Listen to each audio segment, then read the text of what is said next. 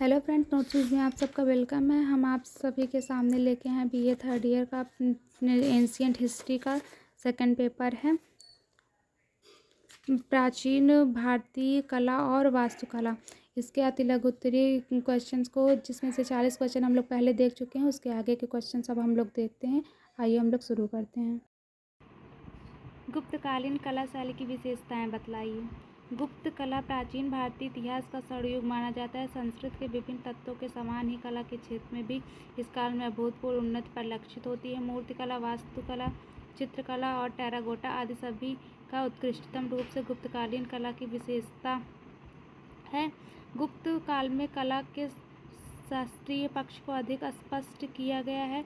शास्त्रीयता की दृष्टि से सौंदर्य में जिस अनुपात और संतुलन का होना आवश्यक है, गुप्तकालीन काव्य, नाटक, मूर्तिकला और चित्रकला में समान रूप से समाहित है। कला में सर्वत्र एक गंभीरता और स्वाभाविकता है जो गुप्त कलाकारों की परिष्कृत बौद्धिक चेतना का परिचय देती है। अगला क्वेश्चन, सारनाथ कला केंद्र पर टिप्पणी लिखिए। गुप्तकालीन मूर्तिकला का प्रमुख केंद्र मथुरा, सारनाथ, पाटलिपुत्र, कौशाम्बी, बोधगया और नालंदा आदि थे। सारनाथ गुप्तकालीन मूर्तिकला का दूसरा प्रमुख केंद्र था। बुद्ध ने यहाँ धर्मचक्र प्रवर्तन किया था, अतः यहाँ बौद्धों का प्रमुख तीर्थ है। यही कारण है कि यहाँ से बुद्ध की असंख्य मूर्तियाँ प्राप्त हुई हैं। सारनाथ की कला शैली में मूर्तियों के सौंदर्य और भाव व्यंजना में अपूर्व परिष्कार हुआ और इस दृष्टि से सारनाथ की मूर्तियाँ मथुरा शैली की मूर्तियों का भारीपन सारनाथ में समाप्त हो गया। अगला क्वेश्चन, स्तूपों की उत्पत्ति पर प्रकाश डालिए। स्तूप का संस्कृत अर्थ टीला, ढूढ़ा या ढेर है। महात्मा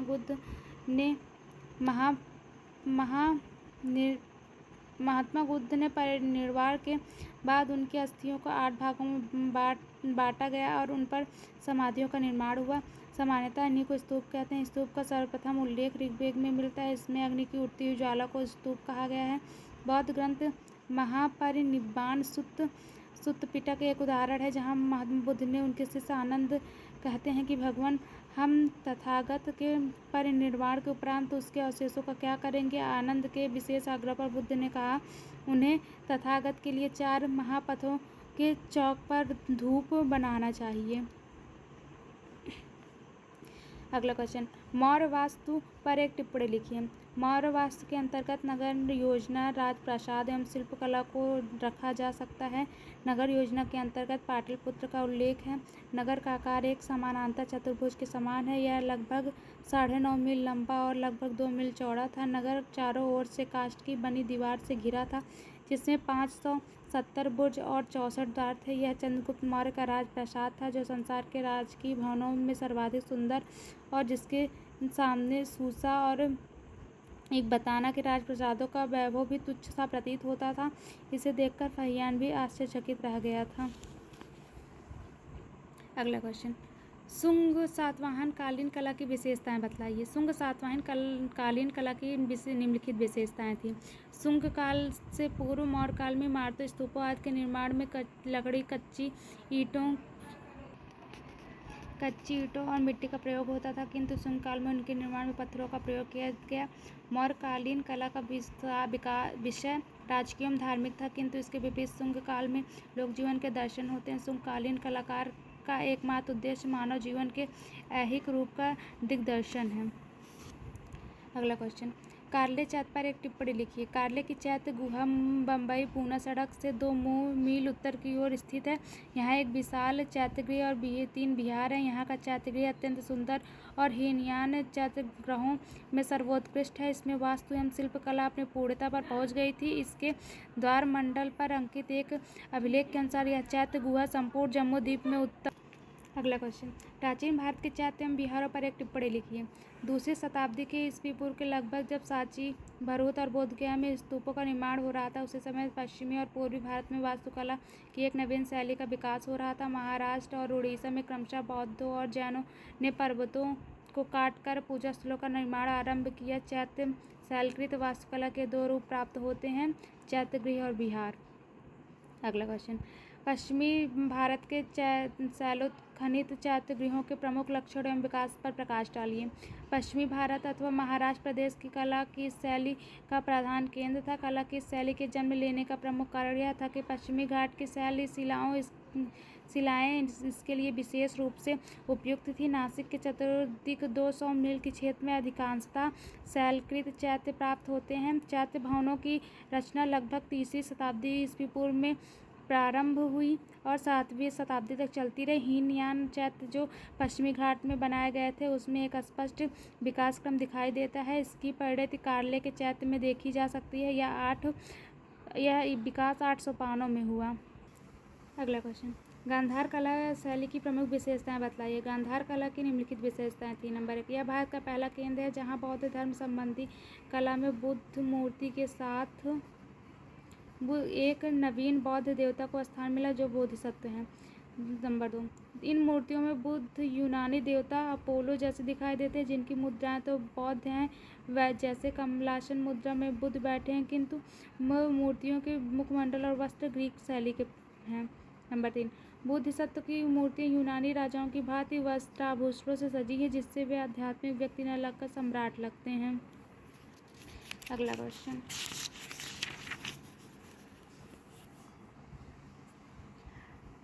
मथुरा एवं गांधार कला की मूर्ति कला में अंतर बतलाइए। मथुरा एवं गांधार कला की मूर्ति कला में निम्नलिखित अंतर है।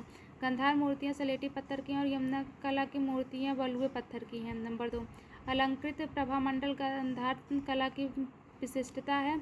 मथुरा में प्रभामंडल सादा, अर्धवृत्ताकार और अनअलंकृत है। नंबर 3, गांधार शैली की मूर्तियों में बुद्ध को यथार्थ मानव के रूप में दिखाया गया है, परंतु बुद्ध प्रतिमा स्थानक और आसन दोनों मुद्राओं में बनाई गई है। मथुरा कला में दाहिना हाथ अभय मुद्रा में और बाएं हाथ की मुट्ठी बंधी है।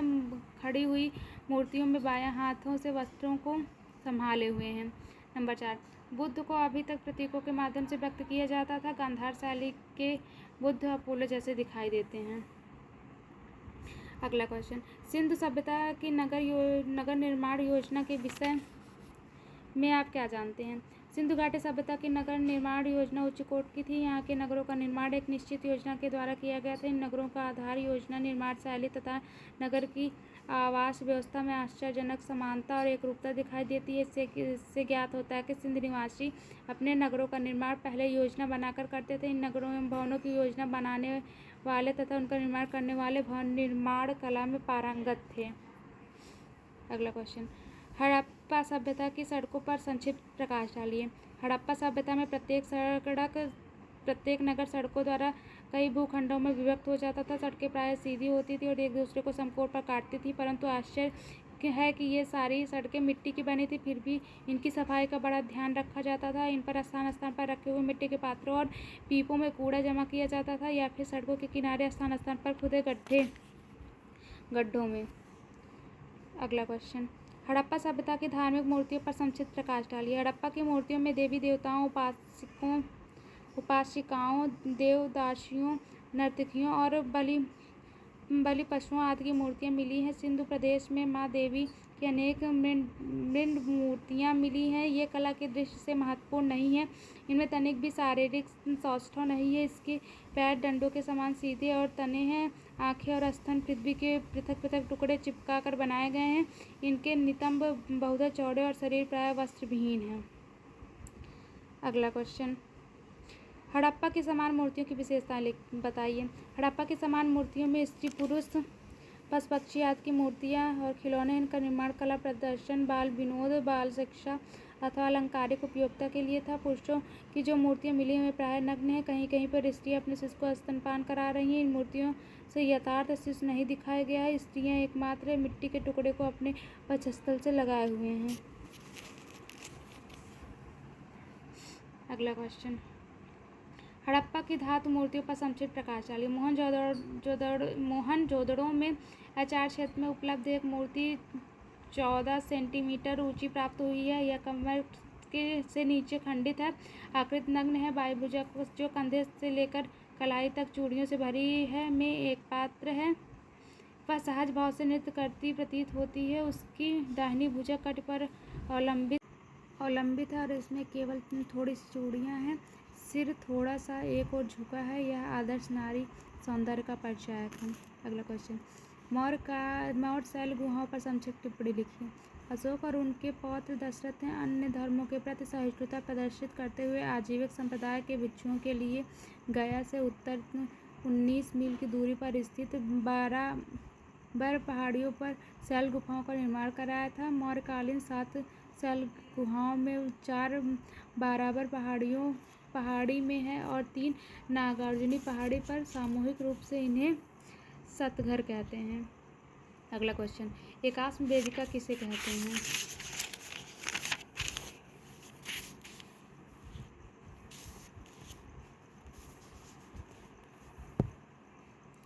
सारनाथ में अशोक स्तूप के चारों ओर एक पाषाण वेदिका प्राप्त हुई है। यह मूल गंधकुटी सारनाथ के दक्षिणी चैत्य की नींव के नीचे तक सफाई करते हुए श्री अल्टर को मिली, जो 8 फुट 4 इंच ऊंची है और एक ही पत्थर को काटकर बनाई गई है, पर ऐसी पॉलिश और चमक है जो अशोककालीन कलाकृतियों की विशेषता है। अगला क्वेश्चन, अशोक द्वारा निर्मित कराए गए स्तूपों का उल्लेख कीजिए। बौद्ध ग्रंथों के अनुसार अशोक ने 84,000 स्तूपों का निर्माण कराया। पिपरहवा सिद्धार्थनगर जिला नामक स्थान पर अशोक ने एक स्तूप के भग्नावशेष मिलते हैं। तक्षशिला पर धर्मराजिक स्तूप भी अशोक द्वारा निर्मित माना जाता है। अशोककालीन स्तूपों की बनावट सरल होती थी। अगला क्वेश्चन, परखम मथुरा जिला की यक्ष मूर्ति पर प्रकाश डालिए। इन यक्ष मूर्तियों में सर्वाधिक महत्वपूर्ण परखम मथुरा जिला के निकट बड़ौदा से प्राप्त विशाल यक्ष मूर्ति और दूसरी परखम से प्राप्त यक्ष मूर्ति है। इसका शरीर गोलाई में गढ़ा हुआ है किंतु पीछे सपाट है। आभूषणों में भारीपन, जड़ता और पुरानापन है। छोटी मूर्ति में मौर्य लेप लगा है। अगला क्वेश्चन, दीदारगंज पटना की यक्ष मूर्ति पर संक्षिप्त टिप्पणी कीजिए, प्रकाश डालिए। दीदारगंज पटना से प्राप्त यक्षिणी की मूर्ति सर्वाधिक परिष्कृत एवं उन्नत है। इसके शरीर के ऊपरी भाग में थोड़ा झुकाव है और दाहिने पैर पर घुटना थोड़ा झुका है, जिससे आगे बढ़ने का भाव प्रकट होता है। कटी पतली है, उरेज बड़े और गोल हैं।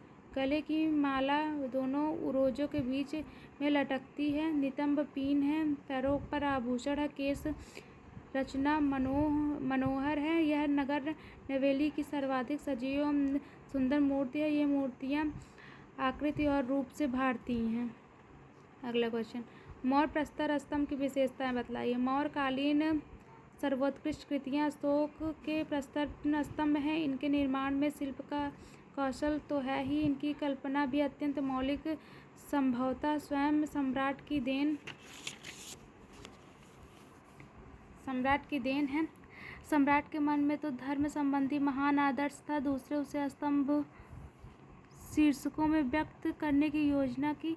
इसी के साथ ही बौद्ध धर्म के पवित्र स्थानों और मध्य प्रदेश की प्रमुख राजधानियों और सीमाओं को स्तंभों से अंकित करने की योजना थी। अगला क्वेश्चन, अशोक स्तंभ किन किन स्थानों से प्राप्त हुए हैं? अशोक के स्तंभ निम्नलिखित स्थानों से प्राप्त हुए हैं।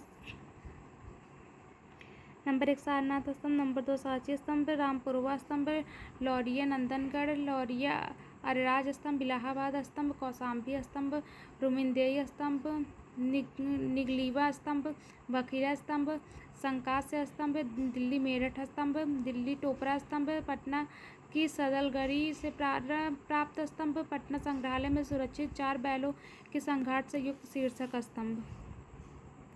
अगला क्वेश्चन, रामपुरवा के सिंह स्तंभ पर प्रकाश डालिए। रामपुरवा की सिंह मूर्ति सामान्य निखार आकृति की कल्पना और रेखाओं का प्रवाह लौरिया नंदनगढ़ की सिंह मूर्ति की तुलना में अधिक सफल हुआ है। मांसपेशियों और पुट्ठों के निरूपण में प्रगति दिखाई पड़ती है। अयालों, पैरों और पंजों का स्पष्ट अंकन हुआ है। यह मूर्ति कला के दृष्टि से उत्कृष्ट है। अगला क्वेश्चन, सारनाथ के सिंह शीर्षक स्तंभ का क्या महत्व है? अशोककालीन स्थापत्य एवं शिल्प कला का सर्वोत्तम उदाहरण सारनाथ का सिंह स्तंभ है। इसका शीर्ष 50 फुट ऊंचे स्तंभ पर स्थित है, जो किसी प्राकृतिक आघात से गिर गया। वर्तमान में यह सारनाथ संग्रहालय में सुरक्षित है। मूल स्थान पर प्राप्त केवल 6 फुट 8 इंच शेष रह गया है। अवशिष्ट खंड आसपास पड़े हैं। स्तंभ का व्यास 2 फुट 4 इंच तथा ऊपर 1 फुट 10 इंच है। सारनाथ की मूर्तिकला उच्च कोटि की है। अगला क्वेश्चन, क्या मौर्य कला पर ईरानी प्रभाव था? स्पष्ट कीजिए। इस मत के समर्थक मार्शल महोदय हैं। उनके अनुसार ईरानी और मौर्य दोनों के वास्तु अवशेष पाषाण प्रधान हैं। पाटलिपुत्र के राजप्रासाद के स्तंभों और अशोक के स्तंभों का निर्माण एक बतना नक्श, एक रुस्तम तथा पर्सिपोलिस के स्तंभों के समान हुआ है। दोनों की ही परंपराओं में स्तंभों पर घंटा और पशु आकृतियों का निर्माण हुआ है। दारा महान के काल में निर्मित राजप्रासाद के स्तंभों एवं पाटलिपुत्र के स्तंभों पर लताप पत्रावली एक समान है।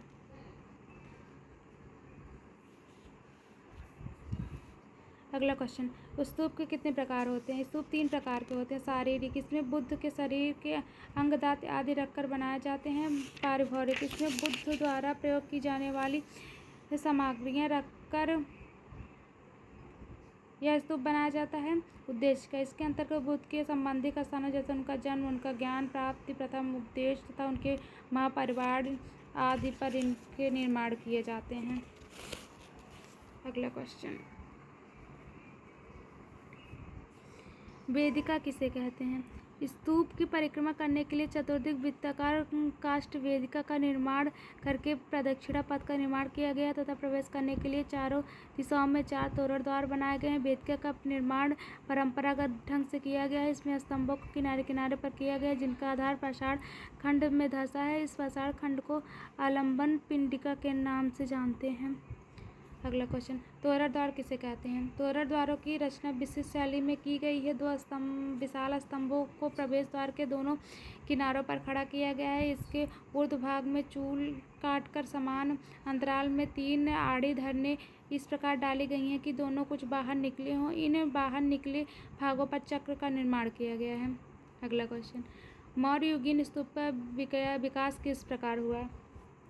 महापरिनिर्वाण सूत्र से ज्ञात होता है कि जहाँ महात्मा बुद्ध ने अपने प्रिय शिष्य आनंद से कहते हैं कि मेरी मृत्यु के पश्चात मेरे अवशेषों को उसी प्रकार स्तूप बनाया जाए जिस प्रकार एक चक्रवर्ती राजा के अवशेषों पर बनते हैं। कहा जाता है कि बुद्ध की मृत्यु के उपरांत उनके अवशेषों पर 8 स्तूप निर्मित किए गए। अशोक ने 84,000 स्तूपों का निर्माण कराया। अगला क्वेश्चन, शुंगकालीन स्तूप के विकास का उल्लेख कीजिए। शुंग काल में स्तूप का अभूतपूर्व विकास हुआ। मौर्य काल में जिस स्तूप कला का प्रारंभ हुआ वह शुंग काल में सांची, भरहुत, बोधगया और स्तूपों के रूप में विकसित हुआ। यद्यपि शुंग शासकों ने के द्वारा कोई नया स्तूप खड़ा नहीं किया गया था, पर अशोक द्वारा निर्मित स्तूपों को इस समय नया रूप दिया गया था। इसमें एक नया अंग मेद ही जोड़ा गया था जो पहले से स्तूपों की गोलाई से अधिक विस्तृत था।